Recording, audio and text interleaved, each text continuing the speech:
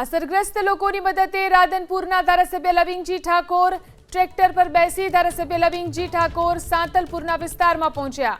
ભારે વરસાદથી સાંતલપુરના 7 થી 8 ગામ સંપર્ક વિહોણા થયા છે। પરશુણ, દહીં ગામડા, સણાસરા ગામ સંપર્ક વિહોણા બન્યા તો વાઘપુરા, નડિયા તેમજ આંતેસર સહિતના ગામો પણ સંપર્ક વિહોણા થયા છે। સાંતલપુર તાલુકામાં ધોધમાર વરસાદમાં એબીપી અસ્મિતાની ટીમ ઝીરો ગ્રાઉન્ડ પર પહોંચી છે।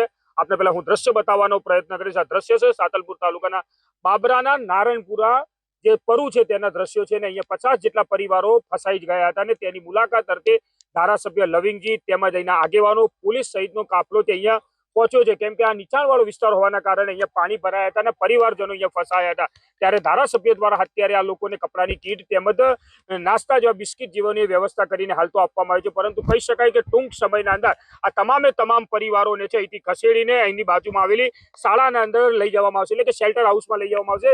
જ્યાં સુધી વરસાદની આગાહી નહીં જાય ત્યાં સુધી તે લોકો ત્યાં રહેશે, ત્યાં જમવાની રહેવાની વ્યવસ્થા કરવામાં આવશે। સાથે કહી શકાય કે ધારાસભ્ય પોતે ટ્રેક્ટર લઈને અહીંયા પહોંચ્યા હતા અને તમામે અસરગ્રસ્ત વિસ્તારો છે તેની મુલાકાતો કરી રહ્યા છે। આપણે ધારાસભ્ય જોડે સીધી વાત કરવાનો પ્રયત્ન કરીશું। લવિંગજી, વિસ્તારમાં મુલાકાતે નીકળે છે, કેવો વિસ્તારમાં હાલાકી છે હાલ? બસ આપ જોઈ રહ્યા છો કે અહીંયા બાબરા, સાંતલપુર તાલુકાનું બાબરા ગામ, એમાં નારાયણનગર એ નાનું પરુ છે। ઉપરવાસમાં મોટું તળાવ આવેલું છે। એ તળાવ ફાટતા આ લોકોના ઘરમાં પાણી ઘૂસી ગયા હતા।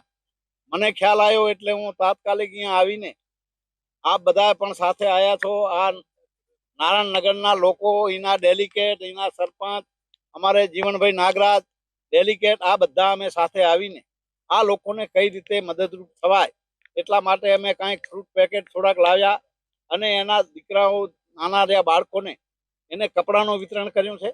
પણ એનાથી વિશેષ વાત એ કરી કે ભાઈ તમારે અહીંયા સલામત જગ્યાએ અમારે લઈ જવા છે, ખસેડવા છે।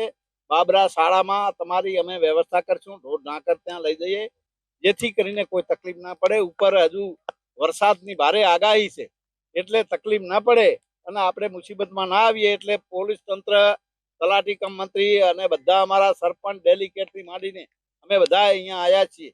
તો અમે વિનંતી કરી તો એ લોકો તૈયાર થયા છે કે અમે આવશું। આપણી સાથે અહીંના ડેલિકેટ છે, કેવી પરિસ્થિતિ હતી ગઈકાલે વરસાદ? ભયંકર પરિસ્થિતિ છે। અહીં ઉપર બાબરા પાટણકા સીધાડા હાડબંધ તૂટી જવાને કારણે અહીં 50 ઘરની અંદર મોટું નુકસાન આવ્યું છે।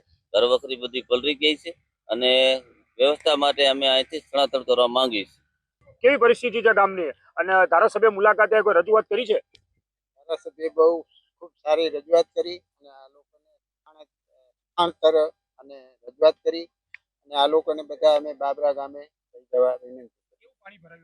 ખૂબ પાણી ભરાનું, ઉપરવાસ ડેમ તૂટવાથી પાણી બહુ આવ્યું હતું। લોકોના ઘર વખરી બધી પલળી ગઈ છે, એ માટે અમે બધા બાબરા ગામે લઈ જવા રજૂઆત કરી।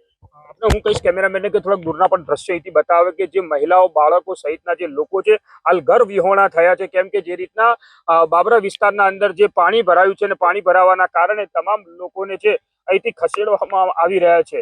એટલે કહી શકાય કે જે રીતના હાલ તો ધારાસભ્ય સહિતનો જે કાફલો છે તે અહીં પહોંચ્યો છે, પોલીસ પણ સાથે છે, તલાટી પણ સાથે છે। તમામે તમામ લોકોને છે ટૂંક સમયના અંદર અહીંથી બાજુમાં આવેલી શાળા છે તેના અંદર શેલ્ટર હાઉસ બનાવવામાં આવ્યું છે, ત્યાં તમામ લોકોને રાખવામાં આવશે। જ્યાં સુધી વરસાદની આગાહી નહીં પડે ત્યાં સુધી તે લોકોને જમવા, રહેવાની વ્યવસ્થા હાલ તો ત્યાં કરવામાં આવી રહી છે। ઇજાઝ મંસૂરી, એબીપી અસ્મિતા, પાટણ।